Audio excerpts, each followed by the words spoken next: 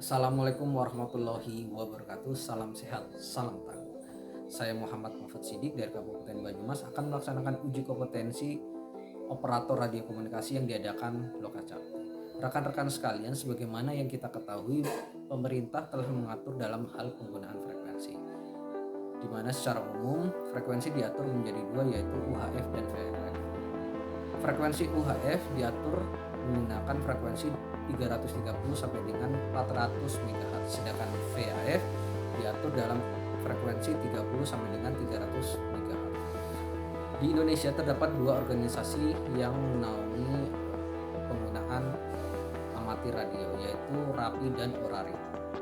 RAPI menggunakan frekuensi VHF yaitu 142 sampai 146 MHz, sedangkan ORARI menggunakan frekuensi VHF dan UHF yaitu VHF-nya 142 sampai dengan 148 MHz, sedangkan VHF-nya 430 sampai dengan 440 MHz.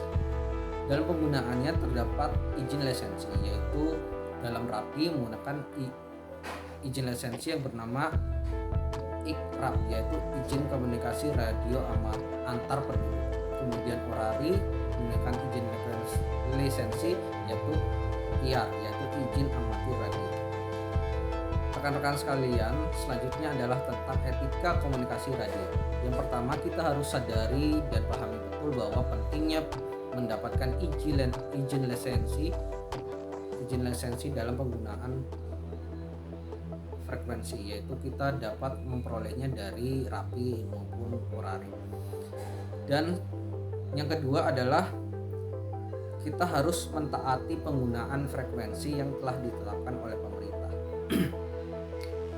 Yang ketiga adalah kita tidak diperbolehkan untuk menggunakan identitas diri secara langsung, atau biasanya kita menggunakan call sign sebagai pengganti. Yang keempat adalah kita sebaiknya menggunakan berkomunikasi secara singkat, jelas, dan sopan. Yang kelima adalah kita tidak mencela pemberitaan atau komunikasi yang telah dilakukan orang lain. Dan kita sebaiknya menggunakan frekuensi secara tertib, teratur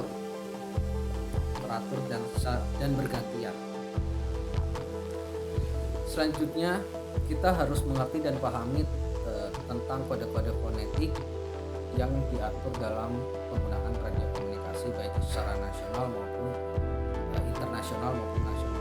Untuk internasional seperti Indonesia, alfa, A, alfa, B, beta, dan selanjutnya. Dan selanjutnya saya akan mereview penggunaan handphone. Yang saya gunakan di sini adalah HT merek Jepang dengan seri UV5R dengan power sinyal 5 watt, kemudian penggunaan baterai lithium dengan kapasitas 7,4 volt.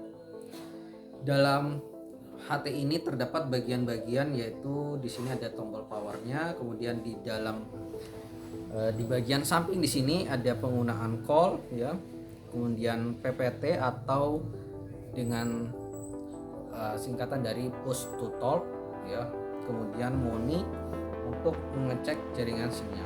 Kemudian di sini ada tombol-tombol fungsi mulai dari angka 1, tombol fungsi dan mengganti frekuensi.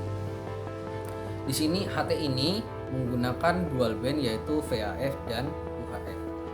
Kemudian selanjutnya adalah saya akan coba mereview penggunaannya.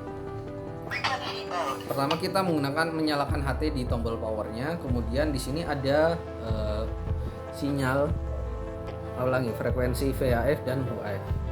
Kita dapat mengganti frekuensinya di memencet tombol secara langsung. Sebagai contoh kita menulis 146782 dan ini di yang bawah VHF dan di atas UHF. Apabila kita ingin mengganti UHF, maka kita mengganti di klik menu, kemudian kita mencari di bandnya untuk mengganti UHF. auto semua.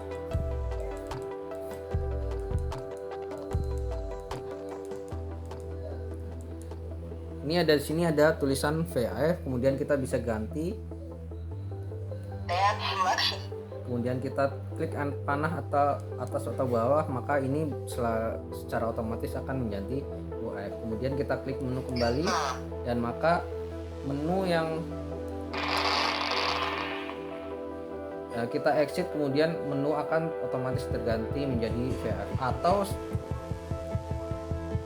Atau apabila kita bisa mengatur, atau apabila kita ingin mengganti UHF, maka kita bisa menggunakan nomor 400 langsung mengganti di tombol frekuensi. Kita gunakan sebagai contoh 43800 misalnya. Kemudian kita bisa menguncinya di sini ya, mengunci agar tombol itu frekuensinya tidak berubah. Dan selanjutnya adalah bagaimana cara berkomunikasi lewat HT. Sebelum kita berkomunikasi dengan lawan bicara kita wajib menekan PPT ini selama 2 detik, kemudian kita berkomunikasi dengan lawan kita, di mana di akhir kalimat kita akan menggunakan kata ganti atau over. Sebagai contoh, kita tekan PPT-nya, kemudian kita berkomunikasi. Stasiun 1 di sini, stasiun 2 ganti. Setelah kita memanggil dan lawan bicara kita menjawab, kita berkomunikasi dengan bahasa yang baik dan sopan, dan kita menanyakan hal-hal apa yang kita ingin komunikasikan dan dahulukan yang penting. Sebagai contoh, stasiun 1 bagaimana kondisi cuaca di sana, ganti. Nah, setelah lawan berbicara dan menjawab pertanyaan kita wajib mendengarkan lawan berbicara berkomunikasi sampai dengan selesai. Dan kita tidak boleh menyela ketika lawan bicara belum selesai. Kita wajib menggunakan frekuensi secara satu arah bergantian. Sekian presentasi dari saya untuk uji kompetensi Lokacakti kali ini. Terima kasih telah menonton. Assalamualaikum warahmatullahi wabarakatuh. Salam sehat, salam tangguh.